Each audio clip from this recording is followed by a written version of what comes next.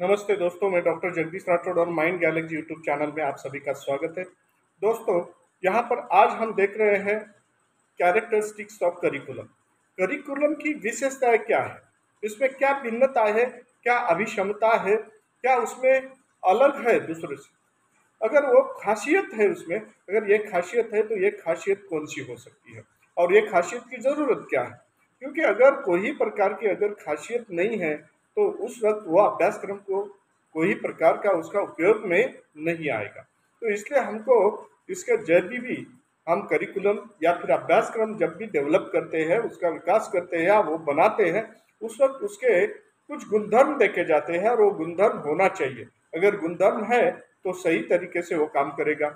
सबसे पहले तो फुलफिलमेंट ऑफ ऑब्जेक्टिव्स, क्योंकि उसके उद्देश्य जो है, वो उसके एम या उसका गोल या कोई प्रकार का टारगेट क्या है, ये पूरा करने वाला होना चाहिए। अगर वो पूरा करता है, फुलफिलमेंट करता है, अगर ये खासियत अगर है उसमें, उसमें ये विभिन्नता है, ये अलग तरीके की अगर खासियत है, तो ये विशेषता अगर है, तो वहाँ पर जो भी पढ़ रहा है, जो पढ़ने वाला है, उसमें ये सभी बातें आ जाएगी।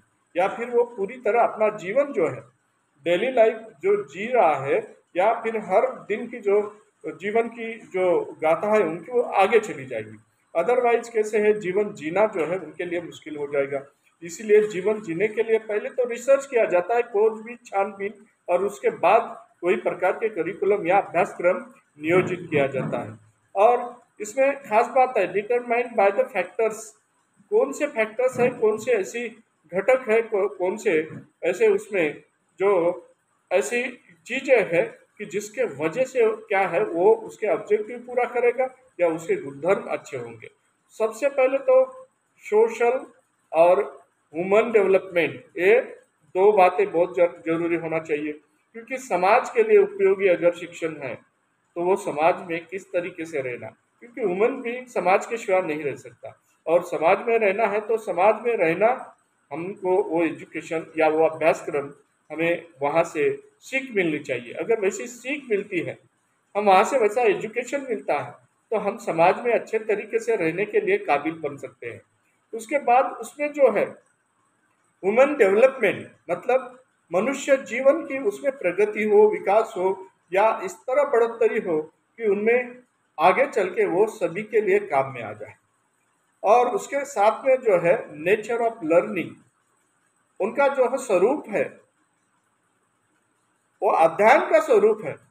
वो किस तरीके से अध्ययन कर सकता है, अब वो नेचर कैसा हो सकता है, किस तरीके से अध्ययन करना है, और अध्ययन करते वक्त उसका नेचर, उसका स्वरूप जो है, उसकी खासियत जो है, वो उसको आगे ले जाने में क्या करती है, सहायता करती है। और नेचर ऑफ नॉलेज, मतलब कौन से तरीके का ज्ञान है उसमें। अगर वो ज्ञान अच्छा है, जो आगे ले जाने वाला है, उसमें कुछ मूल्य है, अगर वो ये सभी है, वैल्यूज है सभी, अगर वैसा अगर नॉलेज है, वैसा अभ्यासक्रम है, तो उस मनुष्य जीवन को वो सुखी और वहाँ वो यशदायी या फिर आगे ले जाने वाला इस तरीके से बना सकता है।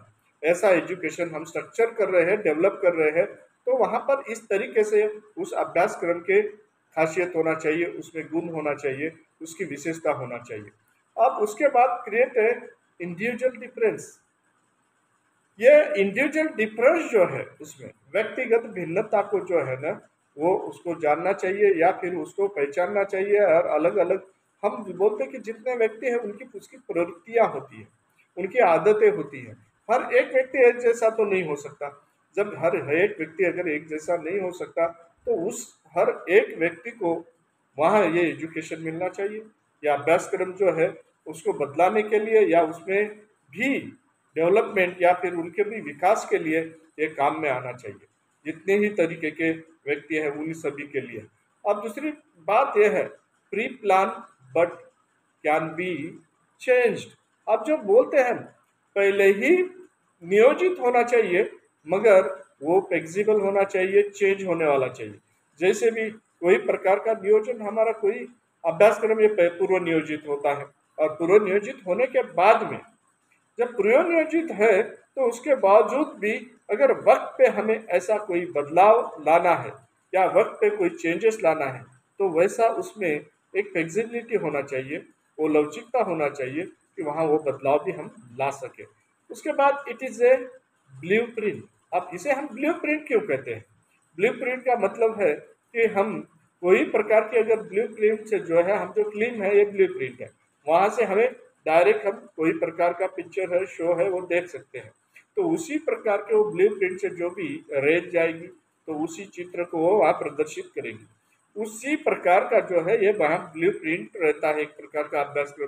क्योंकि ऐसा अभ्यासक्रम हम किसी व्यक्ति के लिए, किसी प्रोफेशन के लिए अगर रख देते हैं तो वो व्यक्ति उसी तरीके से स्किल डेवलप होना चाहिए, क्योंकि वो कौशल्य उसमें आना चाहिए। हम डॉक्टर बनाना चाहते हैं, इंजीनियर बनाना चाहते हैं, या फिर कोई जिला अधिकारी, कलेक्टर बनाना चाहते हैं, तो वो व्यक्ति उस तरीके से बनना चाहिए। अगर वो बनता है तो इसका मतलब क्या है? उसका ब्लूप्रिंट ही वैसा बना है कि जो उनको बना सकता है, उसमें सभी बातें डली हुई है। अब जैसे कि हमें बिल्डिंग बनाना है तो उसका हम मैप या ब्लूप्रिंट बनाते हैं, जहाँ पर ब्लूप्रिंट में ये सभी बातें हैं कि उसका जो छोटे इसमें हम जो स्टडी करने के लिए मेजरमेंट है, वहाँ से पता चल जाता है कि इसको मटेरियल कितना लगने वाला, इसको खर्चा कितना लगने वाला है, इसको मैन पावर कितना लगने वाला, और कितने दिन में ये पूरे हो सकती है। जैसे ही हम कोई क्वेश्चन पेपर निकालते हैं, या जैसे ही क्वेश्चन पेपर निकालते हैं, तो वो क्वेश्चन पेपर के लिए भी ब्लूप्रिंट होती है। अब ये जो ब्लूप्रिंट है यहाँ पर दिया जाता है कि कौन से यूनिट से कितने मार्क्स, कौन से लेवल के क्वेश्चन, हायर, लोअर और मिडल लेवल के क्वेश्चन है क्या, या फिर उसमें क्वेश्चन को कैसे मार्क्स दिया गया है, मतलब शुरुआत में कैसे उसके हर एक पॉइंट्स को कितने मार्क्स और समारोह में कितने मार्क्स है। अब इस तरीके से जो क्वेश्चन है वो क्वेश्चन को मार्क दिया है, और उस तरीके से उसका डिस्ट्रीब्यूशन है। अगर ये डिस्ट्रीब्यूशन है तो उसी तरीके से हम उस क्वेश्चन का जो है वो ब्लूप्रिंट के वजह से हम आंसर जांचने के लिए हम सफल हो सकते हैं।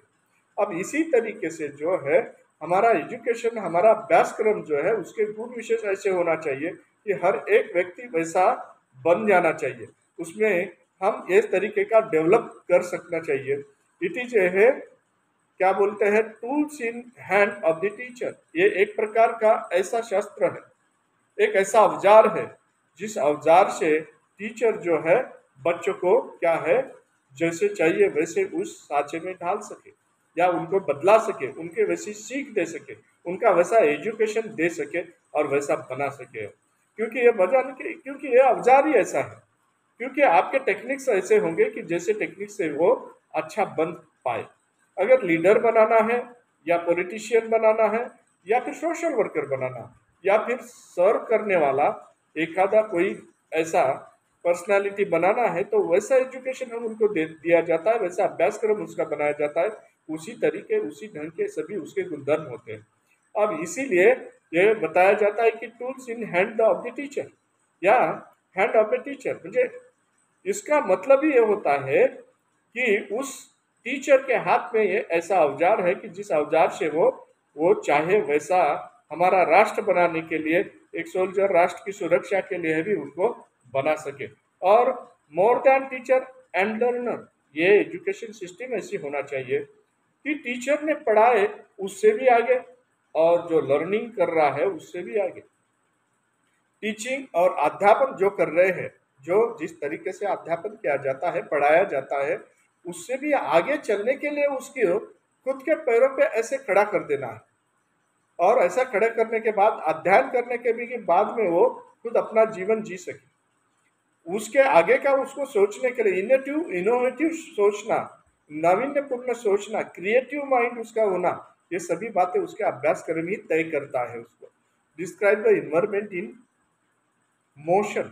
अब मोशन का मतलब है कि गतिशील बनाना है उसको, वो ऐसा एटमॉस्फेयर बनाना है कि वो एटमॉस्फेयर में वो आगे बढ़ सके, अपने आप का विकास कर सके, अपने आप को आगे ले जाने के लिए काबिल हो सके। ऐसा उनमें ऐसे गुण होना चाहिए, ऐसा करिकुलम होना चाहिए, ऐसा अभ्यासक्रम होना चाहिए।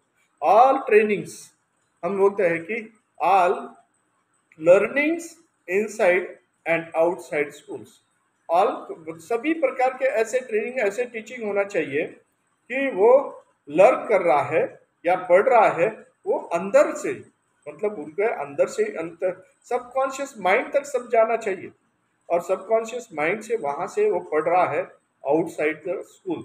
मतलब अंदर से तो पढ़ रहा है, मतलब अपने मन के अंदर से, और वो स्कूल के अंदर, ऐसा बोल सकते हैं। और साथ ही साथ बाहर, स्कूल के बाहर भी पढ़ रहा है। और स्कूल के बाहर अगर समाज में जाता है, कोई फैक्ट्री में जाता है, कोई और देश में जाता है, तो वहाँ पे भी पढ़ने के काबिल होना चाहिए। वहाँ पे भी वो डेली लाइफ को भी, उनको कोई भी प्रकार का ऑब्स्टैकल्स आता है, कोई प्रकार की बाधाएं आती है, तो बाधा पूरे करते हुए आगे जाने की क्षमता है, उसमें एबिलिटीज होना चाहिए। अगर ऐसा है तो ही वो, उसके ये कैरेक्टर्स, इसके करिकुलम, ये अभ्यासक्रम जो है, इसके गुणधर्म अच्छे हैं, इसके खासियत यही है, और यही खासियत उसको आगे बढ़ाने के लिए काम में आती है। तो दोस्तों, यहाँ तक आपने देखा कैरेक्टरिस्टिक्स ऑफ करिकुलम। करिकुलम या अभ्यासक्रम के गुणधर्म या खासियत, विशेषता क्या है, वो विशेषता देखी है। और इसके फिर गुड कैरेक्टर्स और बैड कैरेक्टर्स। अब हम अच्छे गुणधर्म जो है, अच्छी तरीके से बढ़ाने वाला, हमारे जीवन डेली लाइफ को अच्छा बनाने वाला, और हम कोई प्रकार की इनोवेटिव या देश, मतलब क्रिएटिव काम कर सकते हैं, या क्रिएटिव एजुकेशन दे सकते हैं, आगे की पीढ़ी को बढ़ा सकते हैं।